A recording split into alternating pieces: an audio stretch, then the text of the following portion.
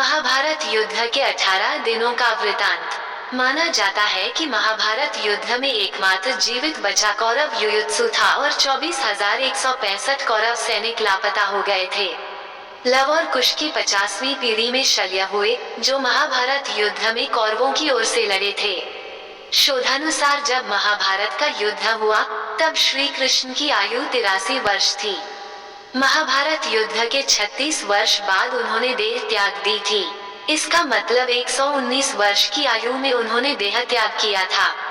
भगवान श्री कृष्ण द्वापर के अंत और कलयुग के आरंभ के संधि काल में विद्यमान थे। ज्योतिषीय गणना के अनुसार कलयुग का आरंभ शक संवत से 3176 वर्ष पूर्व की चैत्र शुक्ल एकम प्रतिपदा को हुआ था। वर्तमान में 1936 शक संवत है। इस प्रकार कलयुग को आरंभ हुए 5112 वर्ष हो गए हैं। आओ जानते हैं महाभारत युद्ध के 18 दिनों के रोचक घटनाक्रम को। पहला और दूसरा दिन। प्रथम दिन का युद्ध। प्रथम दिन एक ओर जहां कृष्ण अर्जुन अपने रथ के साथ दोनों ओर की सेनाओं के मध्य खड़े थे और अर्जुन को गीता का उपदेश दे रहे थे, इसी दौरान भीष्म पितामह ने सभी योद्धाओं को कहा कि अब युद्ध शुरू होने वाला है। इस समय जो भी योद्धा अपना खेमा बदलना चाहे वह स्वतंत्र है कि वो जिसकी तरफ से भी चाहे युद्ध करे। इस घोषणा के बाद धृतराष्ट्र का पुत्र युयुत्सु डंका बजाते हुए कौरव दल को छोड़ पांडवों के खेमे में चले गया। ऐसा युधिष्ठिर के क्रियाकलापों के कारण संभव हुआ था। श्री कृष्ण के उपदेश के बाद अर्जुन ने देवदत्त नामक शंख बजाकर युद्ध की घोषणा की। इस दिन 10,000 सैनिकों की मृत्यु हुई। भीम ने दुःशासन पर आक्रमण किया। अभिमन्यु ने भीष्म का धनुष तथा रथ का ध्वजदंड काट दिया। पहले दिन की समाप्ति पर पांडव पक्ष को भारी नुकसान उठाना पड़ा। विराट नरेश के पुत्र उत्तर और श्वेत क्रमशः शल्य और भीष्म के द्वारा मारे गए। भीष्म द्वारा उनके कई सैनिकों का वध कर दिया गया। दूसरे दिन का युद्ध। कृष्ण के उपदेश के बाद अर्जुन तथा भीष्म, धृष्टद्युम्न तथा द्रोण के मध्य युद्ध हुआ। सात्यकी ने भीष्म के सारथी को घायल कर दिया। द्रोणाचार्य ने धृष्टद्युम्न को कई बार हराया और उसके कई धनुष काट दिए। भीष्म द्वारा अर्जुन और श्री कृष्ण को कई बार घायल किया गया। इस दिन भीम का कलिंगों और निषादों से युद्ध हुआ तथा भीम द्वारा सहस्रों कलिंग और निषाद मार गिराए गए। अर्जुन ने भी भीष्म को भीषण संहार मचाने से रोके रखा। कौरवों की ओर से लड़ने वाले कलिंगराज भानुमान, केतुमान, अन्य कलिंग वीर योद्धा मार गए। तीसरा और चौथा दिन। तीसरा दिन कौरवों ने गरुड़ तथा पांडवों ने अर्धचंद्राकार जैसी सैन्य व्यूह रचना की। कौरवों की ओर से दुर्योधन तथा पांडवों की ओर से भीम व अर्जुन सुरक्षा कर रहे थे। इस दिन भीम ने घटोत्कच के साथ मिलकर दुर्योधन की सेना को युद्ध से भगा दिया। ये देखकर भीष्म भीषण संहार मचा देते हैं। श्री कृष्ण अर्जुन को भीष्म वध करने को कहते हैं, परंतु अर्जुन उत्साह से युद्ध नहीं कर पाता, जिससे श्री कृष्ण स्वयं भीष्म को मारने के लिए उद्यत हो जाते हैं, परंतु अर्जुन उन्हें प्रतिज्ञा रूपी आश्वासन देकर कौरव सेना का भीषण संहार करते हैं। वे एक दिन में ही समस्त प्राच्य, सौवीर, क्षुद्रक और माल क्षत्रियगणों को मार गिराते हैं।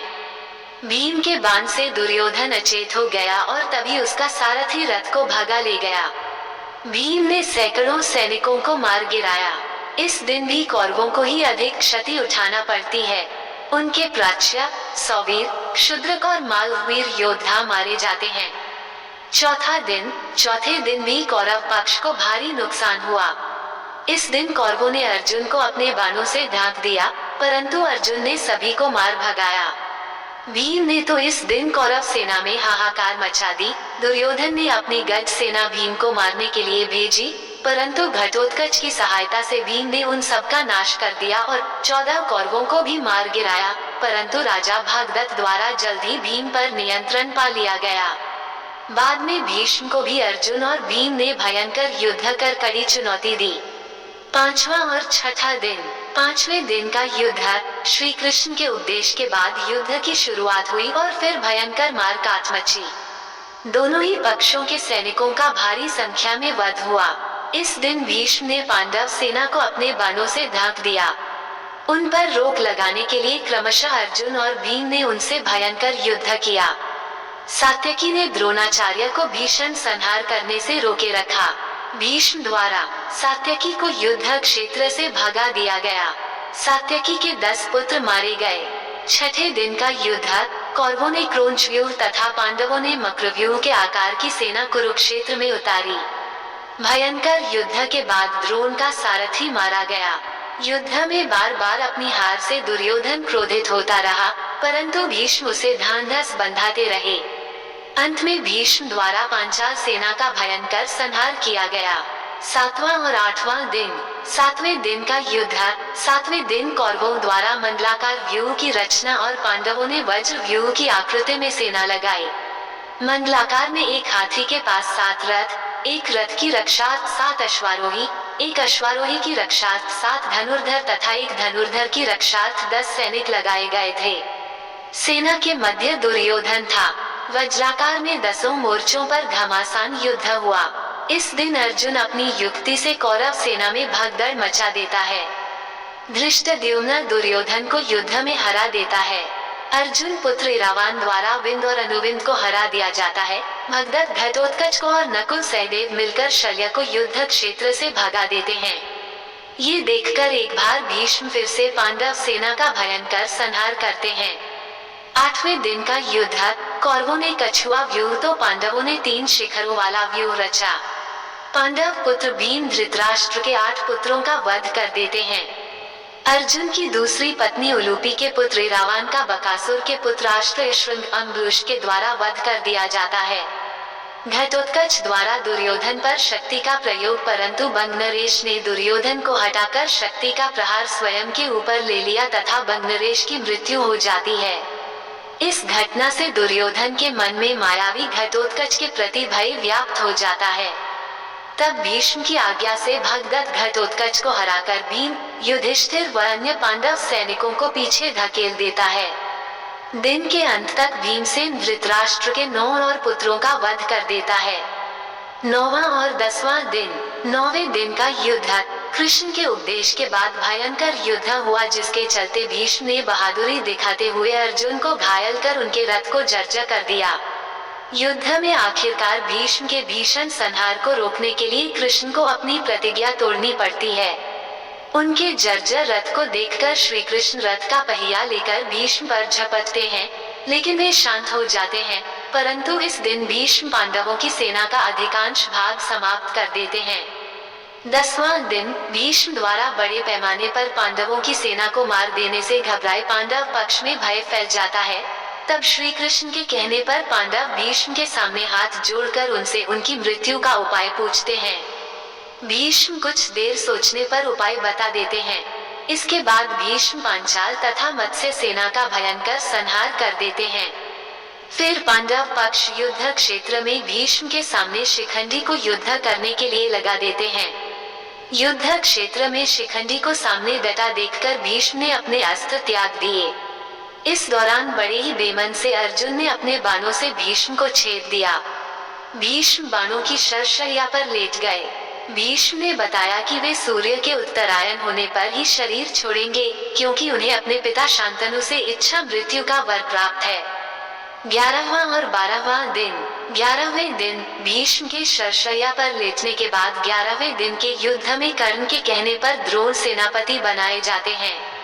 11वें दिन सुशर्मा तथा अर्जुन, शल्य तथा भीम, सात्यकी तथा कर्ण और सहदेव तथा शकुनी के मध्य युद्ध हुआ। कर्ण भी इस दिन पांडव सेना का भारी संहार करता है। दुर्योधन और शकुनी द्रोण से कहते हैं कि वे युधिष्ठिर को बंदी बना ले तो युद्ध अपने आप खत्म हो जाएगा। तो जब दिन के अंत में द्रोण युधिष्ठिर को युद्ध में हराकर उसे बंदी बनाने के लिए आगे बढ़ते ही हैं कि अर्जुन आकर अपने बाणों की वर्षा से उन्हें रोक देता है।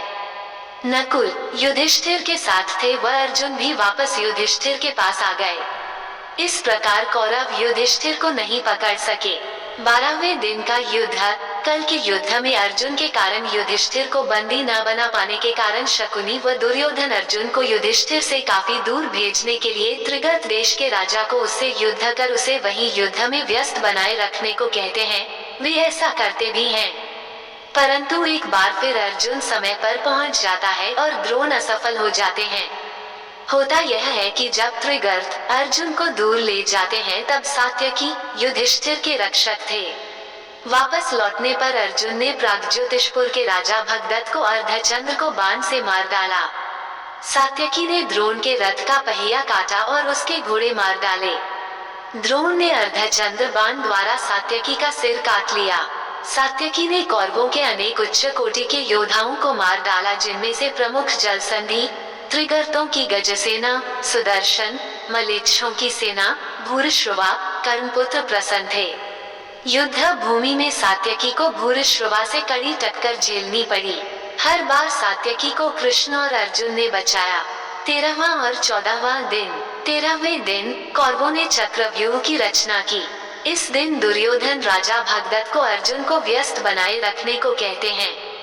भगदत्त युद्ध में एक बार फिर से पांडव वीरों को भगाकर भीम को एक बार फिर हरा देते हैं। फिर अर्जुन के साथ भयंकर युद्ध करते हैं। श्री कृष्ण भगदत्त के वैष्णवास्त्र को अपने ऊपर ले उससे अर्जुन की रक्षा करते हैं। अंततः अर्जुन भगदत्त की आंखों की पट्टी को तोड़ देता है, जिससे उसे दिखना बंद हो जाता है और अर्जुन इस अवस्था में ही छल से उनका वध कर देता है। इसी दिन द्रोण युधिष्ठिर के लिए चक्रव्यूह रचते हैं, जिसे केवल अभिमन्यु तोड़ना जानता था, परंतु निकलना नहीं जानता था। अतः अर्जुन युधिष्ठिर, भीम आदि को उसके साथ भेजता है, परंतु चक्रव्यूह के द्वार पर वे सबके सब जयद्रथ द्वारा शिव के वरदान के कारण रोक दिए जाते हैं और केवल अभिमन्यु ही प्रवेश कर पाता है। ये लोग करते हैं अभिमन्यु का वध। कर्ण के कहने पर सातों महारथियों कर्ण, जयद्रथ, द्रोण, अश्वत्थामा, दुर्योधन, लक्ष्मण तथा शकुनी ने एक साथ अभिमन्यु पर आक्रमण किया। लक्ष्मण ने जो गदा अभिमन्यु के सिर पर मारी, वही गदा अभिमन्यु ने लक्ष्मण को फेंककर मारी। इससे दोनों की उसी समय मृत्यु हो गई। अभिमन्यु के मारे जाने का समाचार सुनकर जयद्रथ को कल सूर्यास्त से पूर्व मारने की अर्जुन ने प्रतिज्ञा की, अन्यथा अग्नि समाधि ले लेने का वचन दिया। 14वें दिन अर्जुन की अग्नि समाधि वाली बात सुनकर कौरव पक्ष में हर्ष व्याप्त हो जाता है और फिर वे ये योजना बनाते हैं कि आज युद्ध में जयद्रथ को बचाने के लिए सब कौरव योद्धा अपनी जान की बाजी लगा देंगे। द्रोण जयद्रथ को बचाने का पूर्ण आश्वासन देते हैं और उसे सेना के पिछले भाग में छिपा देते हैं। युद्ध शुरू होता है। भूरिश्रवा सात्यकी को मारना चाहता था, तभी अर्जुन ने भूरिश्रवा के हाथ काट दिए। वह धरती पर गिर पड़ा, तभी सात्यकी ने उसका सिर काट दिया। द्रोण द्रुपद और विराट को मार देते हैं। तब कृष्ण अपनी माया से सूर्यास्त कर देते हैं। सूर्यास्त होते देख अर्जुन अग्नि समाधि की तैयारी करने लगे जाते हैं। छिपा हुआ जयद्रथ जिज्ञासावश अर्जुन को अग्नि समाधि लेते देखने के लिए बाहर आकर हंसने लगता है। उसी समय श्री कृष्ण की कृपा से सूर्य पुनः निकल आता है और तुरंत ही अर्जुन सबको रौंदते हुए कृष्ण द्वारा किए गए क्षण सूर्यास्त के कारण बाहर आए जयद्रथ को मारकर उसका मस्तक उसके पिता के गोद में गिरा देते हैं। 15वां और 16वां दिन। 15वें दिन द्रोण की संहारक शक्ति के बढ़ते जाने से पांडवों के खेमे में दहशत फैल गई। पिता पुत्र ने मिलकर महाभारत युद्ध में पांडवों की हार सुनिश्चित कर दी थी। पांडवों की हार को देखकर श्री कृष्ण ने युधिष्ठिर से छल का सहारा लेने को कहा। इस योजना के तहत युद्ध में यह बात फैला दी गई कि अश्वत्थामा मारा गया, लेकिन युधिष्ठिर झूठ बोलने को तैयार नहीं थे। तब अवंतिराज के अश्वत्थामा नामक हाथी का भीम द्वारा वध कर दिया गया। इसके बाद युद्ध में ये बात फैला दी गई कि अश्वत्थामा मारा गया। जब गुरु द्रोणाचार्य ने धर्मराज युधिष्ठिर से अश्वत्थामा की सत्यता जानना चाही, तो उन्होंने जवाब दिया, अश्वत्थामा मारा गया, परंतु हाथी। श्री कृष्ण ने उसी समय शंखनाद किया, जिसके शोर के चलते गुरु द्रोणाचार्य आखिरी शब्द हाथी नहीं सुन पाए और उन्होंने समझा मेरा पुत्र मारा गया। ये सुनकर उन्होंने शस्त्र त्याग दिए और युद्ध भूमि में आंखें बंद कर शोक में डूब गए। यही मौका था जबकि द्रोणाचार्य को निहत्था जानकर द्रौपदी के भाई धृष्टद्युम्न ने तलवार से उनका सिर काट डाला। 16वें दिन का युद्ध। द्रोण के छल से वध किए जाने के बाद कौरवों की ओर से कर्ण को सेनापति बनाया जाता है। कर्ण पांडव सेना का भयंकर संहार करता है और वह नकुल व सहदेव को युद्ध में हरा देता है, परंतु कुंती को दिए वचन को स्मरण कर उनके प्राण नहीं लेता। फिर अर्जुन के साथ भी भयंकर संग्राम करता है। दुर्योधन के कहने पर कर्ण ने अमोघ शक्ति द्वारा घटोत्कच का वध कर दिया। यह अमोघ शक्ति कर्ण ने अर्जुन के लिए बचाकर रखी थी, लेकिन घटोत्कच से घबराए दुर्योधन ने कर्ण से इस शक्ति का इस्तेमाल करने के लिए कहा। यह ऐसी शक्ति थी जिसका वार कभी खाली नहीं जा सकता था। कर्ण ने इसे अर्जुन का वध करने के लिए बचाकर रखी थी। इस बीच भीम का युद्ध दुशासन के साथ होता है और वह दुशासन का वध कर उसकी छाती का रक्त पीता है और अंत में सूर्यास्त हो जाता है। 17वां दिन व अंतिम 18वां दिन। 17वें दिन शल्य को कर्ण का सारथी बनाया गया। इस दिन कर्ण भीम और युधिष्ठिर को हराकर कुंती को दिए वचन को स्मरण कर उनके प्राण नहीं लेता। बाद में वह अर्जुन से युद्ध करने लग जाता है। कर्ण तथा अर्जुन के मध्य भयंकर युद्ध होता है। कर्ण के रथ का पहिया धंसने पर श्री कृष्ण के इशारे पर अर्जुन द्वारा असहाय अवस्था में कर्ण का वध कर दिया जाता है। इसके बाद कौरव अपना उत्साह हार बैठते हैं। उनका मनोबल टूट जाता है। फिर शल्य प्रधान सेनापति बनाए गए, परंतु उनको भी युधिष्ठिर दिन के अंत में मार देते हैं। 18वें दिन का युद्ध। 18वें दिन कौरवों के 3 योद्धा शेष बचे, अश्वत्थामा, कृपाचार्य और कृतवर्मा। इसी दिन अश्वत्थामा द्वारा पांडवों के वध की प्रतिज्ञा ली गई। सेनापति अश्वत्थामा तथा कृपाचार्य के कृतवर्मा द्वारा रात्रि में पांडव शिविर पर हमला किया गया। अश्वत्थामा ने सभी पांचालों, द्रौपदी के 5 पुत्रों, धृष्टद्युम्न तथा शिखंडी आदि का वध किया। पिता को छलपूर्वक मारे जाने का जानकर अश्वत्थामा दुखी होकर क्रोधित हो गए और उन्होंने ब्रह्मास्त्र का प्रयोग कर दिया, जिससे युद्ध भूमि शमशान भूमि में बदल गई। ये देख कृष्ण ने उन्हें कलयुग के अंत तक कोड़ी के रूप में जीवित रहने का शाप दे डाला। इस दिन भीम दुर्योधन के बचे हुए भाइयों को मार देता है, सहदेव शकुनी को मार देता है और अपनी पराजय हुई जान दुर्योधन भागकर सरोवर के स्तंभ में जा छुपता है। इसी दौरान बलराम तीर्थयात्रा से वापस आ गए और दुर्योधन को निर्भय रहने का आशीर्वाद दिया। छिपे हुए दुर्योधन को पांडवों द्वारा ललकारे जाने पर वह भीम से गदा युद्ध करता है और छल से जंघा पर प्रहार किए जाने से उसकी मृत्यु हो जाती है। इस तरह पांडव विजयी होते हैं। अंत में युद्ध के बाद क्या हुआ? कुछ यादव युद्ध में और बाद में गांधारी के शाप के चलते आपसी युद्ध में मारे गए।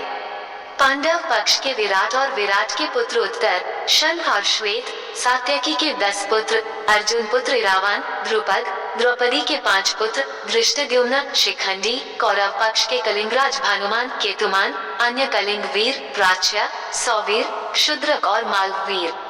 कौरवों की ओर से धृतराष्ट्र के दुर्योधन सहित सभी पुत्र, भीष्म, त्रिगर्त, नरेश, जयद्रथ, भगदत्त, द्रोण, दुशासन, कर्ण, शल्य आदि सभी युद्ध में मारे गए थे। युधिष्ठिर ने महाभारत युद्ध की समाप्ति पर बचे हुए मृत सैनिकों का, चाहे वे शत्रु वर्ग के हों अथवा मित्र वर्ग के, दाह संस्कार एवं तर्पण किया था। इस युद्ध के बाद युधिष्ठिर को राज्य, धन, वैभव से वैराग्य हो गया। कहते हैं कि महाभारत युद्ध के बाद अर्जुन अपने भाइयों के साथ हिमालय चले गए और वहीं उनका देहांत हुआ।